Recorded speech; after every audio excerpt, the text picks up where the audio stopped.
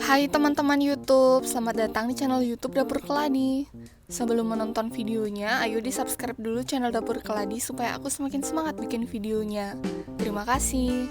Di video kali ini aku berbagi resep membuat bolu susu yang aku tambahkan dengan kismis. Bolu ini rasanya enak banget, apalagi kismisnya berlimpah banget. Satu resepnya jadi 15 biji bolu susu kismis yang empuk, lembut, dan tentunya enak. Buat kalian yang pengen tahu gimana cara aku bikinnya, tonton terus videonya sampai selesai ya. Terima kasih.